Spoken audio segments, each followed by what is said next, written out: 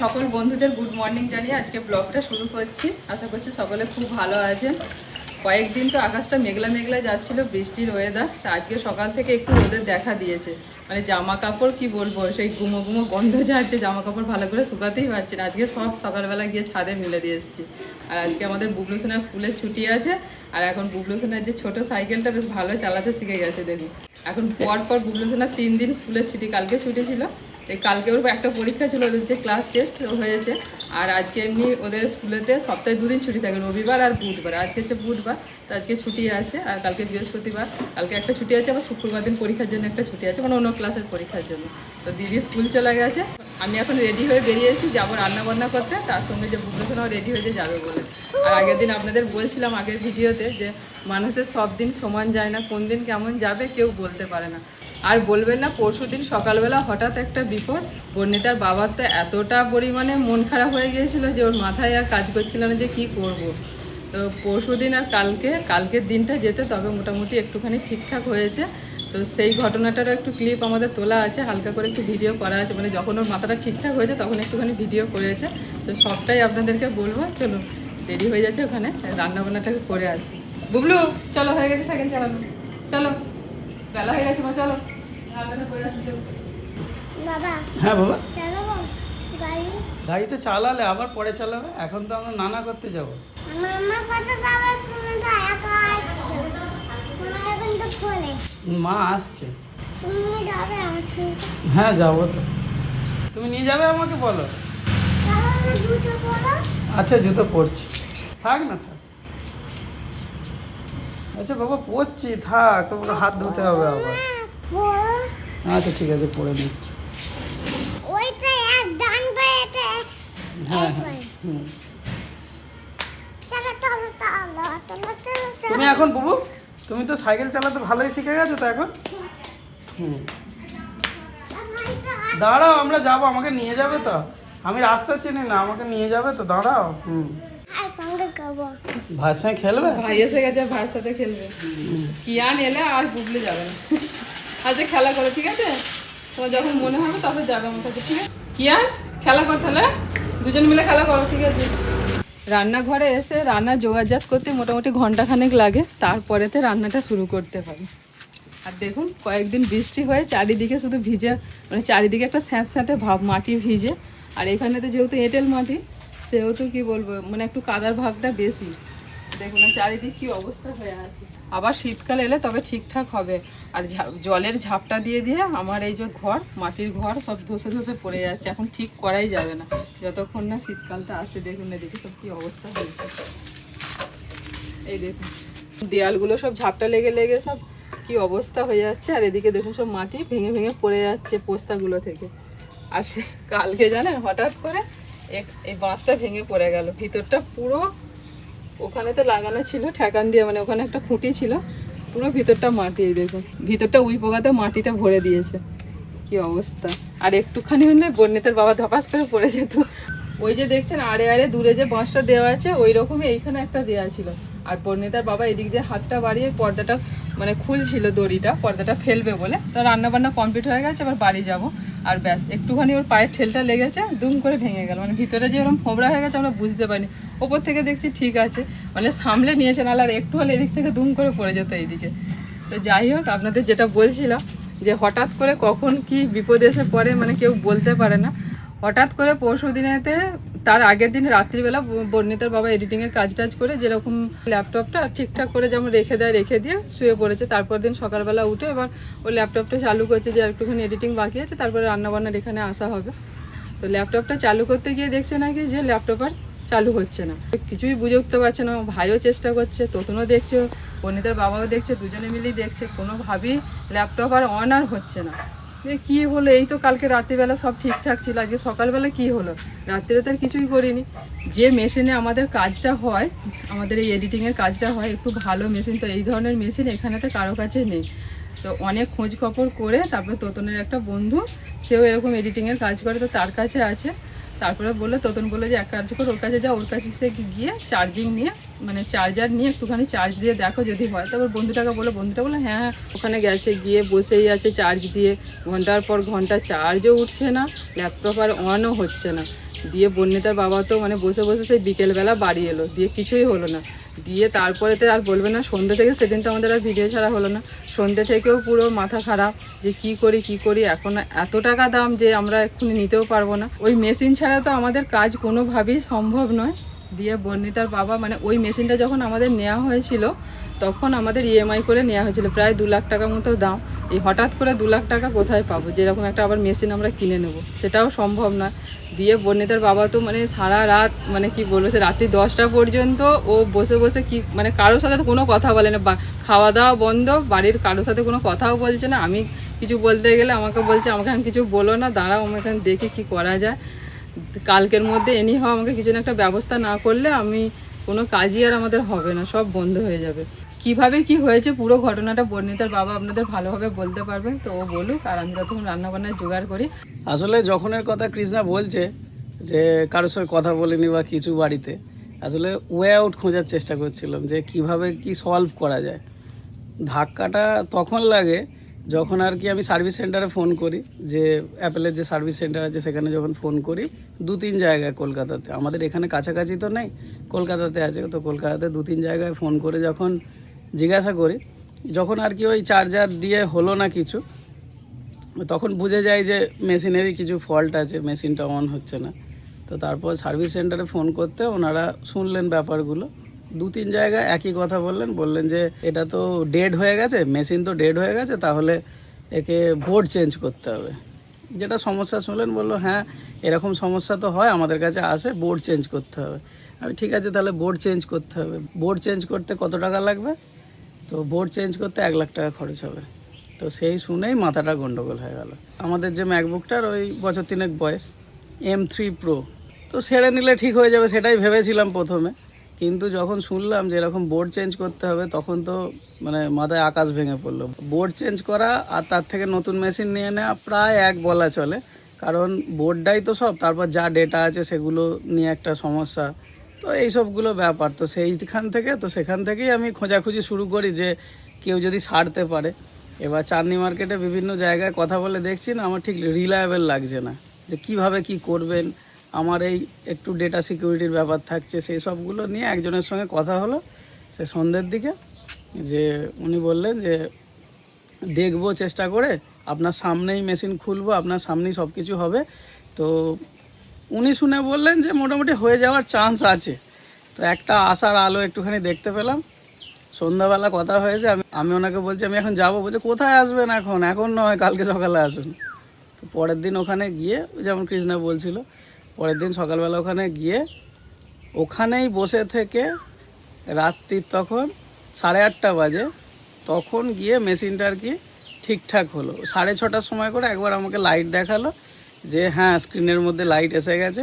পাওয়ার আইসির প্রবলেম ছিল, সেই আইসিগুলো ওনার কাছে অ্যাভেলেবেল ছিল, সেগুলো দিয়ে উনি চেঞ্জ করে ঠিকঠাক করলেন।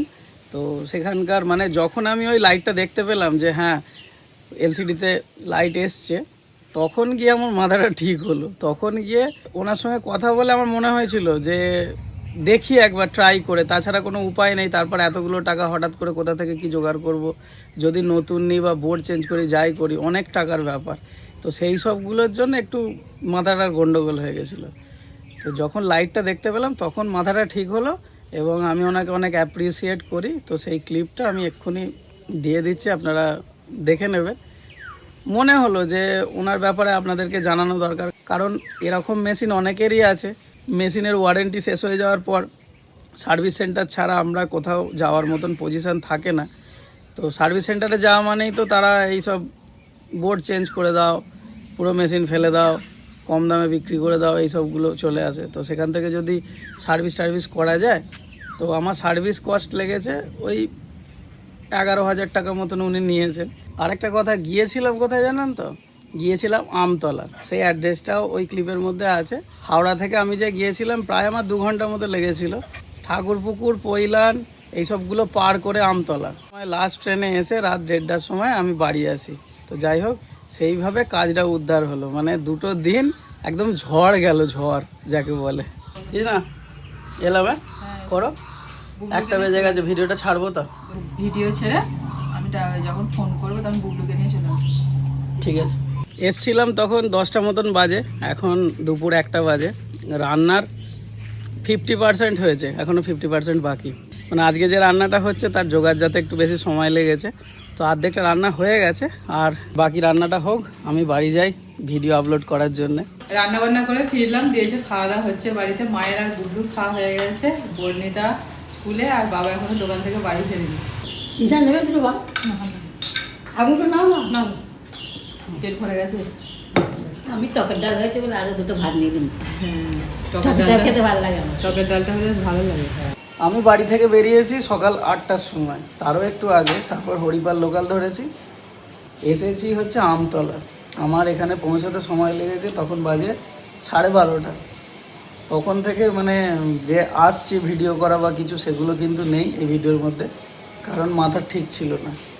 এতক্ষণে মেশিনটা ঠিক হতে এখন বাজে হচ্ছে সকাল 8টার সময় ট্রেন ধরেছি, এখন বাজে রাত 8টা 15, মানে 12 ঘন্টা চুপচাপ বসে আছি একটা বিশ্বস্ত দোকানে।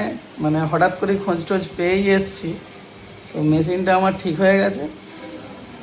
দাদার সঙ্গে পরিচয় করিয়ে দেবো, দোকানটাও দেখিয়ে দেবো। আপনারা যদি প্রয়োজন মনে করেন বা এরকম কোনো আমার মতন বিপদে পড়েন, তাহলে এসে যোগাযোগ করে চলে আসবেন। এই হচ্ছে দাদার নাম্বার, আর এই যে নিচে অ্যাড্রেস, যোগাযোগ করে চলে আসতে পারেন। আর সকাল থেকে যার অক্লান্ত পরিশ্রমের দ্বারা এই যে মেশিনটা ঠিক হয়ে গেছে, চেকিং হয়ে গেছে, লাস্ট স্ক্রুগুলো এখন শুধু ফিক্স করা চলছে। এই হচ্ছে মনোজদার সঙ্গে যোগাযোগ করে নেবেন। উনি মানে এখন ম্যাকবুকের যা লেটেস্ট ভার্সন, শুধু ম্যাকবুক না, সব ধরনেরই ল্যাপটপ, স্পেশালি ম্যাকবুক। আমার তো M3 Pro, M4, M5 যা আছে পুরনো নতুন সব হয়ে যাবে। তো সময় দিতে হবে একটু। অ্যাপেলের ডিভাইস, ম্যাকবুক রিলেটেড যা কিছু আছে, ডেড, যে কোনো ইস্যু, স্ক্রিনের প্রবলেম আসতে পারে। সত্যি কথা বলতে যখন বেরিয়েছি না, তখন আমার মাথার মধ্যে এটাই ছিল, মানে এমনই সিচুয়েশান, আমার কাছে তো এই একটাই মেশিন, গত ধরুন 3 বছর ধরে চলছে। এখন ওয়ারেন্টি সব শেষ হয়ে গেছে। আর এই ম্যাকবুক যখন অন্য কোথাও দেখাচ্ছি, এমন প্রাইস বলছে, ডেড হয়ে গেছিলো, তো এমন প্রাইস বলছে যেটা মানে কোনো পসিবলই না। ওর থেকে মানে নতুন কিনে নেওয়া ভালো, এরকম ব্যাপার। আর যদি এটা সার্ভিস না হতো, আমাকে আজকে যেখান থেকে হোক, মানে EMI করে হোক, যেভাবে হোক, আমাকে একটা ম্যাকবুক আরেকটা কিনে নিয়ে বাড়ি ফিরতে হতো। এইভাবেই সকালবেলা বেরিয়েছি, মাথা পুরো খারাপ। তো ঠিক হতে তবে মুখে একটু হাসি ফুটলো, তবে এই ক্যামেরাটা অন করতে পারলাম একটু। দাদা তো বলছিলেন ডাইরেক্ট একদম চায়না থেকেও পার্টস নিয়ে আসেন, আইসি টাইসি সব।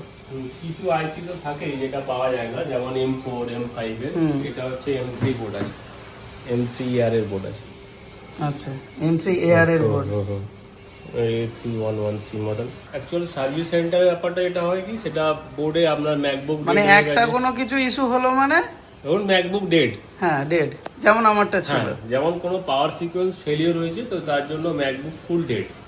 তো সেটা কি করে হয়, সার্ভিস সেন্টার কি করে, পুরো বোর্ড রিপ্লেস করতে বলে, যার কস্টলি প্রায় নতুন ম্যাকবুকের কাছাকাছি। ধরুন আপনার যদি 1 লাখ টাকার ম্যাকবুক হয়, তো সেটা বোর্ড রিপ্লেস করতে আপনাকে বলবে 75,000 বা 80,000 এর কাছাকাছি প্রায়। তো তখন কাস্টমার তো আমাদের কাছেই আসে এই ধরনের বোর্ড রিপেয়ারিং এর জন্য। আমরা কি করি, প্রপার ডায়াগনোসিস করে যে আইসিটার একমাত্র ইস্যু আছে সেটাকে রিপ্লেস করা হয়, করার পরে ম্যাকবুক রেডি হয়, এবং আমরা তার সাথে ওয়ারেন্টিও দিয়ে দিই। আচ্ছা, তাহলে এখন কতদিন পর্যন্ত ওয়ারেন্টি থাকবে আমার মেশিনটায়? দেখো, আশা করি যেখান থেকে প্রবলেম হয়েছে ওটা তো আর হবেই না। আর যেহেতু এটা M3 Pro আছে, তো এমনি বোর্ডের কন্ডিশন খুবই ভালো আছে, সেই হিসাবে প্রবলেম হওয়ার কথা নয়। তো আমার সার্ভিস সাপোর্ট তোমার কাছে থাকবে, অসুবিধা নেই। আচ্ছা, আরেকবার দেখিয়ে দিই। এই যে দাদার ফোন নাম্বার, আর এই হচ্ছে অ্যাড্রেস। গুগলে সার্চ করে নিয়ে একদম সোজা চলে আসবেন, MJD ইনফোটেক। দাদার এইটা হচ্ছে কাজের জায়গা, কোনো ঝামেলা নেই, একদম শান্তিতে কাজ করবেন। দিনের দিনও আমাকে তো দিনের দিনই করে দিয়ে দিলেন। এখন দেখুন কটা বাজে, এখন 8:30 বাজতে চললো, আমার কাজ কমপ্লিট। তো দাদার এইসব অত্যাধুনিক যন্ত্রপাতি সবই আছে। মানে বুঝতে পারছি না কী করতাম, এনিহাও কিনবো তো বলছে, কিন্তু এর যা দাম, মেশিনটার 2 লাখ টাকা দাম।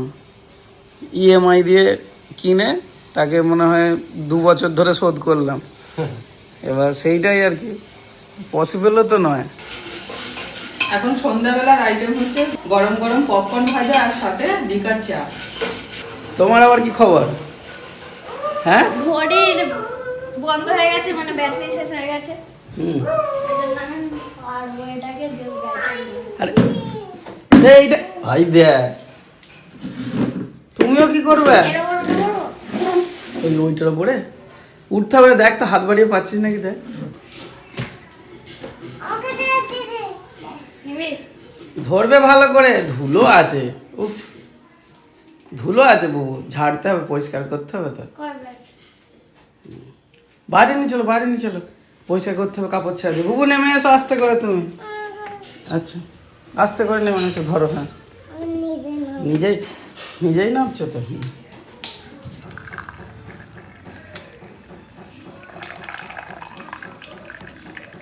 কোথায় গেল বুবলু? বুবলু বর্ণিতা এখন ও ব্যাটারি লাগাচ্ছে, ঘড়ির ব্যাটারি শেষ হয়ে গেছে, পরিষ্কার করতে নিয়ে গেছে বাইরে। বাবু হলো? না বাড়াচ্ছি। হুম, মা আর পিসিমাকে চা আগেই করে দিয়েছিলাম। ওনারা এই পাতা চা খান না, ওনারা যে সেই গুঁড়ো চাগুলো হয় না ওই চাটা খান। তো পাতা চা বর্ণিতার বাবার আমি দুজনে খাবো। আমি তো মাঝে মধ্যে মন গেলে খাই, মানে বর্ণিতার বাবার পাল্লায় করে। আর এখন আবার শরবত করে। আর এখন এই যে গরম গরম পপকর্ন মা পিসিমাকে দিই। চল আগে দিয়ে আসি, তবে এটা নিয়ে যাবো। মা জানি গাড়িতে ছেড়ে দাও। এটি আমি সবাই যাও। গরম গরম পপকর্ন খান, চা তো খেয়ে নিলেন রেডি হতে হতে। হ্যাঁ, এই কপন ভাজাগুলো খুব ভালো লাগে। এই যে আমাদের চলে এসেছে, না ওগুলো তো কে দাঁড়া কোথায় গেল? সে দুটো এখন ওভারে ঘড়ি ঠিক করছে নাকি করছে তো। হয়ে গেছে বাবু? হ্যাঁ লাগিয়ে দিয়েছি, হুম একটুখানি তো ঝটপট লাগিয়ে দিয়েছি। হুম, বুবলুও কি সঙ্গে ছিল? বুবু হেল্প করেছে তো। হুম, ও কি ভাবছে যে কি হেল্প করলাম। মা ডাকছে বাবু, বাবু মা ডাকছে, এসো। হুম, এসো, পপকর্ন করেছে মা, খাবে এসো। এটা বসে মায়ের কাছে ওই বাপ, এখানে বসো, বসে থাও। দিদিকে হেল্প করেছো ব্যাটারি লাগাতে? ওই জন্য ছুটে ছুটে গেল জানো, বাবু এসো বসো, কি করছে দেখি। পপকর্ন খাও। না পপকর্ন তাড়াতাড়ি খেয়ে নাও। আমি খাচ্ছি, তুমিও খাও। কালকে সারাদিন একটা খারাপ পরিস্থিতির মধ্যে দিয়ে গেল, তো যাই হোক সেটা আমরা সবাই মিলে কাটিয়ে উঠেছি। আজকে সকাল থেকে আবার নতুন করে সব কিছু শুরু করেছি।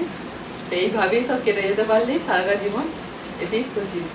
তো চলুন আজকে ভিডিও এখানেই শেষ করে দিচ্ছি। সকলে ভালো থাকবেন, সুস্থ থাকবেন। এখন আমি চা খাই, চা প্রায় ঠান্ডা হয়ে গেছে মনে হয়।